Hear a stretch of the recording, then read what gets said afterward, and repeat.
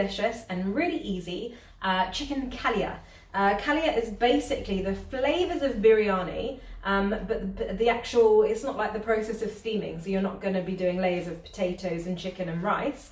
This is all going to be encompassed in one bowl. So first thing we're going to do is we've got our chicken thigh, which we have on the bone.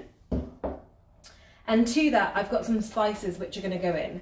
So the spices that we're going to put in are a mixture of fresh ground cumin, which have been toasted. I've got some cinnamon sticks and some cinnamon powder. I've got some crushed black pepper. I've got some cardamom pods.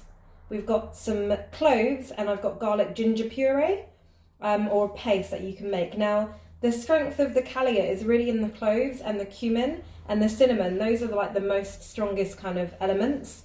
So all I'm going to do is we're going to tip all of that in. And let me just get a spoon as well. Get in that garlic and ginger puree. And then I'm going to add in some oil, along with some salt. And I'm using fine salt here. And then finally I've got some yoghurt that I'm going to tip in as well. And this is going to help marinate. And I'm actually going to use my hands so that I can feel all the lovely spices are getting into the chicken. The smell is incredible. It smells super aromatic and really, really fragrant. I'm also going to add in half of my coriander. So I've got some coriander here and I've got some mint, and I'm just going to add in a little, well, most of that actually, and I'm going to leave a little bit for garnish at the end. So I'm going to put my coriander in and my mint as well. And I'm just left a small amount just for my garnish. So I'm going to mix all of that, and that already smells unbelievable.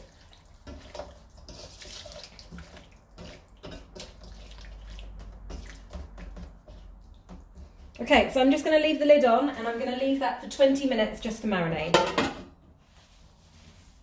Okay guys, so the next step of the kalia is to get our onions and potatoes fried off. I've just used a little bit of saffron. We've got some nice Iranian saffron, and I've mixed it with some warm water. And all I've done is I've taken some parboiled potatoes, and I've just literally drizzled that with the saffron so we get a lovely colour and flavour. And here what you can see is I've started to fry already, so I've got par-fried potatoes and the onions. So I'm just going to show you how I do that, which is over here. Okay, so my oil's come to temperature, and I'm just going to place my potatoes in there to fry off. And you just want some colour on them.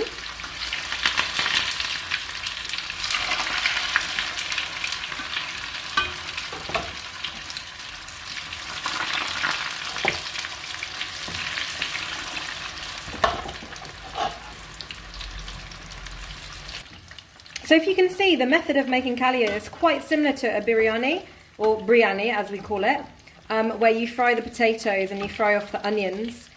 But the difference is we're not going to be layering the rice. It's just a potato and a chicken dish. If you can see, we're just going to be frying them just so you get kind of a crispy outer edge, and that they don't sort of disappear in the curry basically when we cook it off later in the kalia. This is still considered a celebration dish. You can make a cheats version of kalia where you don't fry the onions and you don't fry the potatoes and you put everything in the pot together. Still tastes absolutely delicious, but the way we're doing it is the way that my mum taught me, which is a traditional method. So these potatoes are fried off. We're just going to put them straight here. And if you can see, I've already fried off my onions and I've made them lovely and crispy, so they've got a lovely caramelization on them, and that's going to give that extra lovely layer of flavour when it comes to putting the kalia together. Our eggs are done. We're just going to take them out of our pan and just leave them with our other fried goodies of potatoes and eggs and onions. So now the next step is to cook our kalia. So we're now putting the chicken in raw. As you can see, it's been marinating for around 20 minutes. And all we're going to do is let that cook for about 20 minutes until it starts to brown and some of the juices come out of the chicken. And then after that, we'll start layering with our potatoes, eggs, peas and onions. So to go with the kalia, we're going to make some cumin rice. So all we're going to do is wash our rice first. And we always wash the rice until the water goes clear. I've got my mum helping me make the rice.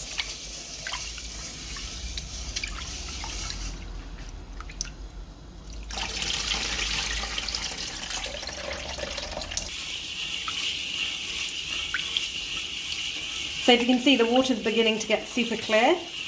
I normally wash it 3 times, but Mum's a bit more rigorous. She seems to be washing it for at least 10 minutes. But that looks clear to me. Mum, is that right? Yeah, Ready? nearly. Bit more.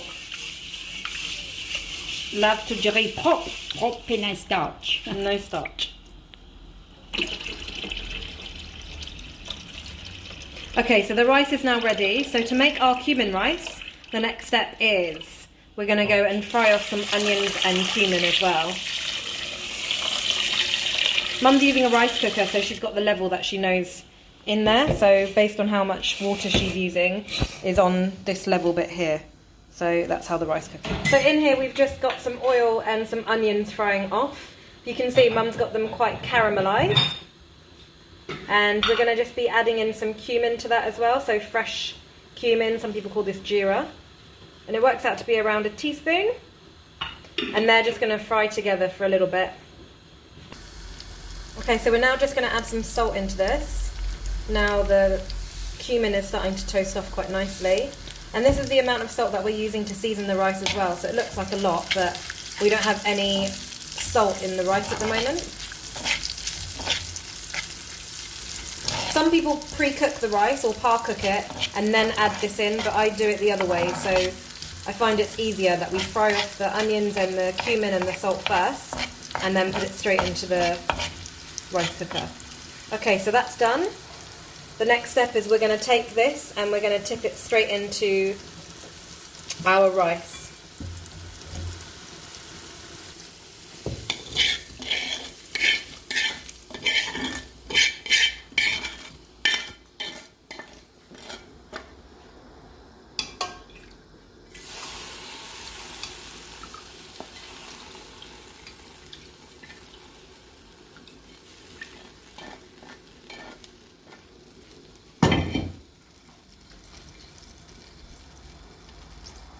And so now we're just going to go and cook the rice in the rice cooker until that's all lovely and cooked. So we're just going to take that to cook and let that do its thing. Right, so the Kalia has been cooking for about 20 minutes. If you can see, the chicken's let all its natural juices out. We've also added a little bit of water. So now the next step is to add the potatoes and layer it. So we're going to add our potatoes, the egg and the fried onion. That's all going to go on.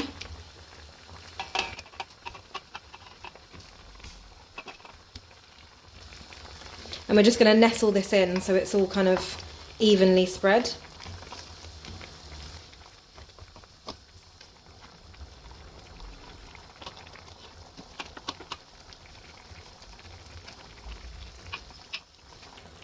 And we've got our onions that are going to go in now.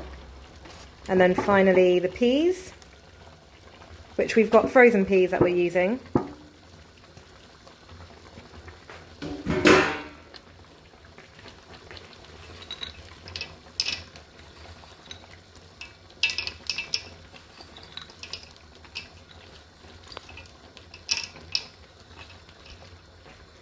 And then we've got the leftover saffron, which we're not going to waste at all, so all of that gets poured in as well. And then now we're just going to leave this to cook for at least another half an hour. And then our Kalia is done. We're going to leave it on a simmer. Okay, so the Kalia is now ready. Let's open. There you go. Wow, that looks amazing. You can see the potatoes have become like entirely fondant. The peas have soaked up all that natural juice as well. And you can see it's got a lovely sort of gravy that we're going to use over the rice. And that's how we make our chicken Kalia, guys. Super easy. Our version at home, my version, with eggs. I love the eggs in it. And my daughter loves this as well, so we're looking forward to having this for dinner tonight. Hope you like this particular recipe. I'm going to show you what our rice looks like next, and then you'll see our full dish. So the cumin rice is done. We're just going to use a fork to flick it open. and get all those lovely grains separated. And now we're going to serve it alongside our Kalia, which is here. Can't wait to eat. There we go. So we're just going to tip it into our serving bowl, and I'll show you what our final dish looks like. So this is our finished meal of cumin rice with fried onions and our Kalia, and I like to have mine with chilli on the side, fresh chilli, or you can have it with salad cocon, cucumber salad, that we have in the other video, or carrot salad, or you can also use a sashimi as well on the side. Lots of different options. But this is how we like to have it in our house. So I hope you like this video, guys. This is a full meal, a full celebration meal that you can make at the weekends with not too much hard work.